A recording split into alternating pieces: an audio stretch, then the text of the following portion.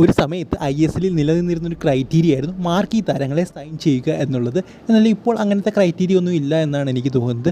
എന്തായാലും അന്നത്തെ കാലത്ത് ആ ഒരു മാർക്കി സൈൻ സംഭവങ്ങളൊക്കെ ഉള്ള കാലത്ത് അന്ന് നടന്നൊരു സൈനിങ് ആയിരുന്നു റൊമാനിയയുടെ തന്നെ ഏറ്റവും മികച്ച താരമായ അഡ്രിയാൻ മുട്ടു പൂനെ സിറ്റി FC വന്നത്. അതായത് റൊമാനിയയുടെ ഏറ്റവും വലിയ ടോപ്പ് സ്കോറൊക്കെ ആയിരുന്നു അദ്ദേഹം. എന്തായാലും അദ്ദേഹം ഇപ്പോൾ നമ്മുടെ ഇന്ത്യൻ നാഷണൽ ടീമിൻ്റെ കോച്ചിങ് പൊസിഷനിലേക്ക് അപ്ലൈ ചെയ്ത വ്യക്തികളിൽ ഒരാളാണെന്നാണ് ഇപ്പോൾ പുറത്തേക്ക് വരുന്നത്. എന്തായാലും കുറേയധികം പേരുണ്ട് ആരെ തിരഞ്ഞെടുക്കും എന്നുള്ളത് ഏറ്റവും വലിയ സംശയകരമായ ഒരു കാര്യമാണ്. എന്തായാലും 1-2 പേരൊക്കെ ഉയർന്നു കേൾക്കുന്നുണ്ട്.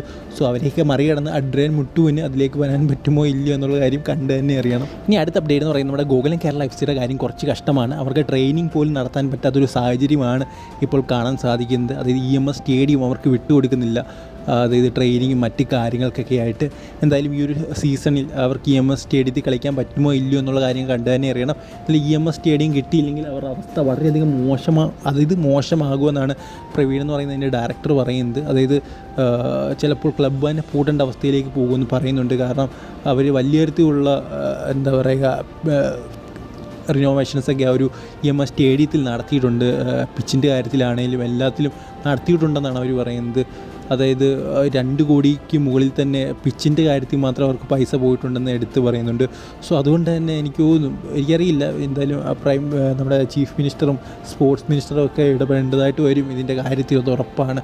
സോ എന്തായാലും ഗോകുലം കേരള FCക്ക് ആ ഒരു സ്റ്റേഡിയം ഈ ഒരു സീസണിൽ കിട്ടുമെന്നാണ് വിചാരിക്കുന്നത്. എന്തായാലും അവർ ISL കടക്കാൻ ആഞ്ഞ് പരിശ്രമിക്കുന്നുണ്ട്. ISL കടന്നു കഴിഞ്ഞാൽ നമുക്കറിയാം സ്റ്റേഡിയം ഹൈ ക്വാളിറ്റി തന്നെ ആയിരിക്കണം. അതുകൊണ്ട് തന്നെ EMS സ്റ്റേഡിയമോ അല്ലെങ്കിൽ മലപ്പുറത്തെ സ്റ്റേഡിയം ഒന്നും പറ്റില്ല. കേരള ബ്ലാസ്റ്റേഴ്സ് സ്റ്റേഡിയം, അത് ജവഹർലാൽ നെഹ്റു സ്റ്റേഡിയത്തിൽ തന്നെയായിരിക്കും ഗോകുലം കേരള FCയും കളിക്കാൻ പോകുന്നത്. ഒരു പക്ഷേ അവർ ISL ക്വാളിഫൈ ആകുകയാണെങ്കിൽ എന്തായാലും അപ്പോഴത്തേക്കും ആ ഒരു സാഹചര്യമൊക്കെ മാറുമെന്നാണ് എനിക്ക് തോന്നുന്നത്.